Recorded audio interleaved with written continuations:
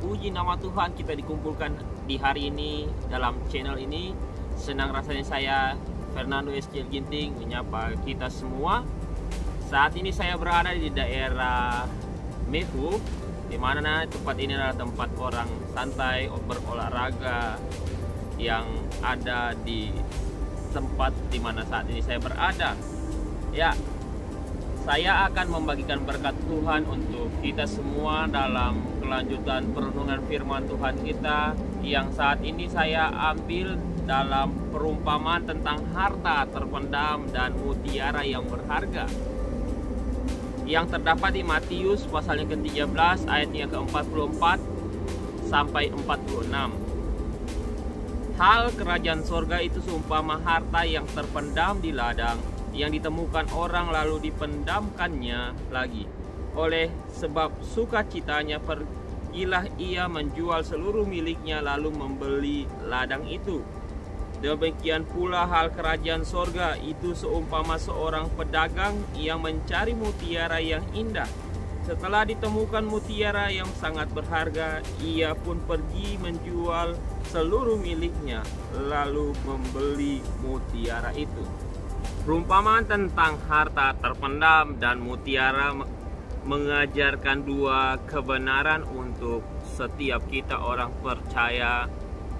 Yang pertama ialah kerajaan Allah merupakan suatu harta yang tak ternilai harganya, yang patut diinginkan melebihi segala sesuatu yang ada.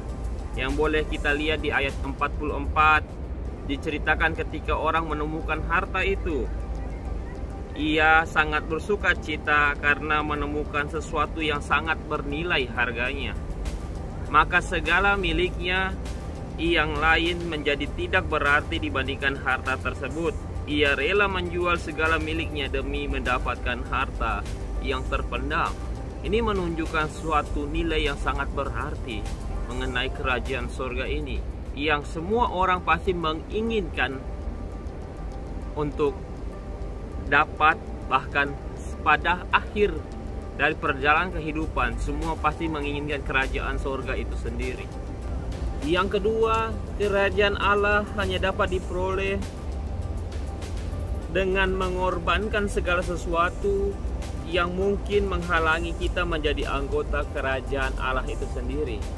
Yang boleh terdapat di ayat 45 sampai 46. Diceritakan bahwa seorang pedagang sengaja mencari mutiara karena ia tahu betapa berharganya mutiara itu. Maka setelah ia menemukan mutiara yang dicarinya, ia segera menjual segala miliknya untuk membeli mutiara tersebut.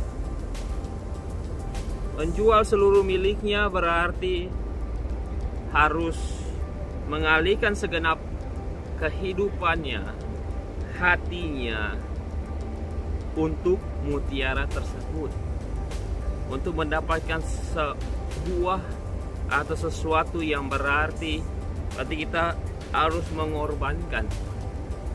Ada sesuatu yang harus kita berikan untuk mendapatkan sesuatu hal yang kita inginkan. Demikian juga berarti bahwa kita harus mengalihkan segenap hati kita dari segala perkara lain dan memusatkan seluruh hidup kita kepada Kristus saja.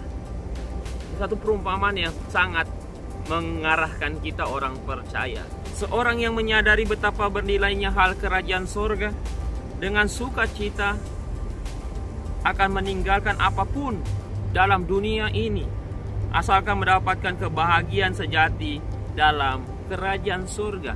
Ini mau menunjukkan satu sikap kita dalam kehidupan kita. Dari perundungan ini kita bisa mendapatkan satu nilai yang sangat berarti yang sedang kita cari dalam dunia ini apa, dan hal apakah yang paling berharga menurut kita saat ini.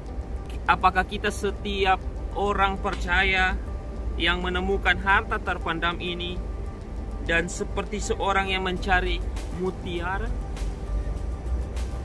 Ataukah seperti orang-orang yang menolak Yesus karena mencari kebenaran berdasarkan pengetahuan manusia saja? Ini satu pertanyaan untuk setiap kita orang percaya. Satu-satunya cara untuk kita dapat berarti dan mengerti akan suatu kebenaran, maka kita harus terlebih dahulu menerima kebenaran itu untuk mengerti keselamatan di dalam Yesus. Maka kita harus terlebih dahulu menerima Dia di dalam kehidupan kita setiap hari. Saya mengumpamakan seperti emas yang kita beli, yang begitu berarti. Semakin mahal emas itu, makin kemurnian emasnya pasti teruji. Berbeda dengan tiruan atau imitasi yang hanya sementara, yang akan lenyap oleh waktu, akan luntur oleh perjalanan waktu yang ada. Kalau emas itu sendiri akan abadi kapanpun. Begitu juga dengan kita. Kita akan mendapatkan sesuatu yang bernilai ketika kita menghadirkan Yesus dalam hidup kita dan kita mau menerima Dia sebagai Tuhan dan Juru Selamat.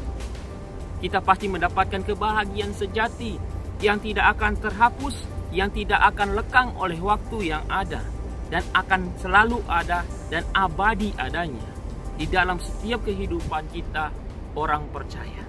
Kiranya melalui perenungan ini boleh memberkati kita sebagai orang percaya untuk mendapatkan satu kepastian dan mau menerima Yesus sebagai Tuhan dan Juru Selamat di dalam kehidupannya setiap hari.